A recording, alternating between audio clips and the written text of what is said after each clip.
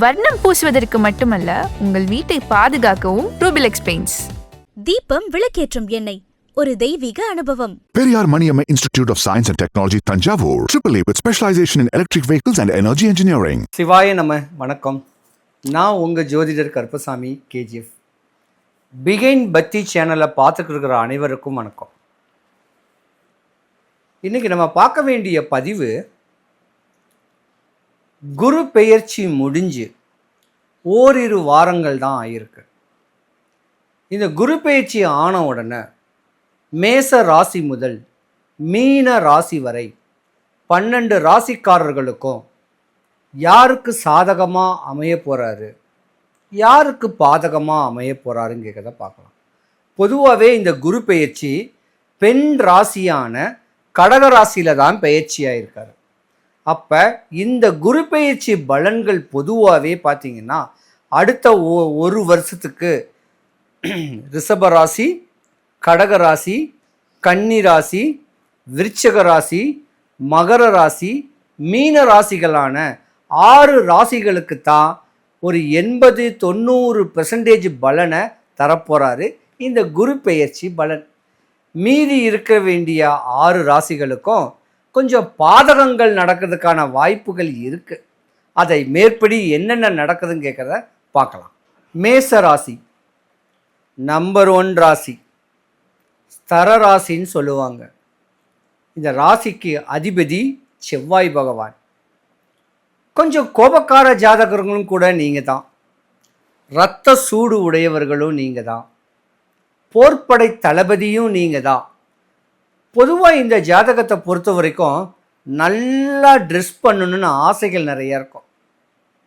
Perfume அடிச்சுட்டு அடுத்தவன் நம்மளை பார்க்கக்கூடிய அளவுக்கு உண்டான ட்ரெஸ் பண்ணும் ஆசைகள்லாம் இந்த ராசிக்காரங்களில் நிறையவே இருப்பீங்க. படித்த ஜாதகம் ஒரு பக்கம் இருந்திருந்தாலும் சொந்த தொழில் செய்கிறவங்களுக்கு தான் இந்த மேச ராசி பொதுவாகவே பலன். அரசியல் பிரவேசம், சொல்லப்போனால் இந்த ரியல் எஸ்டேட் பண்ணுறது, இடங்கள் வாங்கி விற்கிறது, குடுக்கல் வாங்கல் ஃபினான்ஸ் பண்ணுறது, இந்த தொழிலெலாம் இந்த ராசிக்காரங்க செஞ்சாங்கன்னா ஓரளவுக்கு மேன்மைப்படக்கூடிய தருணங்கள் வரும். அதே போல் அரசு சம்பந்தப்பட்ட ஒரு தொழிலோ அதிகார தோரணையான ஒரு வேலைகளோ இந்த ராசிக்காரங்க நிறைய பேர் இருப்பீங்க. பொதுவாக இந்த மேச ராசியில் பெண்கள் கவனமாக தான் நீங்கள் இருக்கணும். ஏன்னா 25 வயசு 27 வயசு அதிகபட்சம். இந்த 25 வயசுக்குள்ள காதல்னு சொல்லக்கூடிய அமைப்பில் திருமணங்கள் பண்ணிங்கன்னா நீங்கள் வரக்கூடிய அடுத்த ஃப்யூச்சருடைய வாழ்க்கை 0வாக தான் அமையும். ஏன்னா உங்களுடைய அமைப்புக்கு உங்கள் ஆசை பாசமாக நீங்கள் ராணி மாதிரி உங்கள் கணவர் ராஜா மாதிரி இருக்கணும்னு ஆசைப்படுவீங்க. அது நிராசையாக போயிடும் ஒரு 27-29 வயசுக்கு மேலே. அப்போ குடும்பத்துக்குன்னே வாழக்கூடிய தருணத்தில் தன்னையே அர்ப்பணிக்கக்கூடிய தருணம் மேசராசி பெண்களுக்கு நிறையாவே இருக்குது. ஆனால் மேசராசிக்கார உள்ள ஆண்கள் கொஞ்சம் சுகபோகமான ஒரு வாழ்க்கை வாழக்கூடியவங்க தான். காரு வண்டி பங்களாவோட வாழணும் அப்படின்னு ஆதங்கங்கள் ஆசைகள்லாம் நிறையா இருக்கக்கூடிய தருணம் இந்த மேசராசிக்காரர்களுக்கு இருக்கும். பொதுவாக மேசராசிக்காரங்க உச்ச நிலை அடைவாங்க. பொதுவாக இந்த மேசராசிக்காரங்களாம் அண்ணன் மேலே, தம்பி மேலே, அங்காளி பங்காளி, அக்கா தங்கச்சி, தாயி தகப்ப மேலே 99% பாசக்காரங்க. ஆனால் இந்த ஒரு கட்ட கால பாசம் ஒரு 45 வயசு 47 ஒரு 50 வயசில் உங்களுக்கும் உங்கள் அண்ணன் தம்பிக்கும் அங்காளி பங்காளிக்கும் நிலம் பிரச்சனைகள் வர்றதுக்கான வாய்ப்புகள் நிறையவே இருக்குது. அந்த மாதிரி தருணத்தில் நீங்கள் விட்டு கொடுத்து போனீங்கன்னா ஒரு குறை கிடையாது. இல்லை விட்டு கொடுத்து போகாமல் புடி சாதனையாக இருந்தீங்கன்னா உங்கள் மேலே உங்கள் அண்ணன் தம்பி கெட்ட பார்வை பார்க்கக்கூடிய தருணத்தில் எங்கேயாவது ஏதாவது ஒரு தொந்தரவு பண்ணி உங்கள் வாழ்க்கை சின்ன பின்னமாக ஆகிறதுக்கு உண்டான வழிமுறைகளோ செய்வாங்க. இது விதி பலன். உங்கள் மனைவி மக்கள் மேலே மேச ராசிக்காரர்களுடைய மனைவி மக்கள் மேலே நீங்கள் அளவு கடந்த பாசக்காராக இருப்பீங்க. 45 வயசு 47 வயசு ஆன உடனே உங்களுடைய ஆரோக்கியத்தில் நீங்கள் கவனமாக இருக்கணும். ஒருவேளை மேச ராசியில் பெண்கள் இருந்தீங்கன்னா, கல்யாணமான பெண்கள் ஒரு 45-47 வயசு உங்களுக்கு ஆச்சுன்னா உங்கள் கணவருக்கு ஆகாத நேரம் ஆட்டி படைக்கும். உடல் சோர்வு, உடல் நலிவு, தேவையில்லாத ஒரு டிசீஸ் உடல்நல குறைவுக்கு பல ஆயிரங்கள் அல்ல பல லட்சங்களை விரைவம் பண்ணக்கூடிய தருணமும் நடக்கிறதுக்கு வாய்ப்பு இருக்குது. அதனால உங்கள் வீட்டு குலதெய்வத்தை 3 மாதத்துக்கு ஒரு முறையோ இல்லை மாதத்துக்கு ஒரு முறையோ 6 மாதத்துக்கு ஒரு முறையோ பாங்கான படையில் போட்டு உங்கள் குலதெய்வ வழிபாட்டில் ஸ்ட்ராங் பண்ணிக்கிட்டீங்கன்னா விரயமாவாது, மரணம் வராது. பரிபூர்ண ஆயுசில் தான் மரணம் வரும்.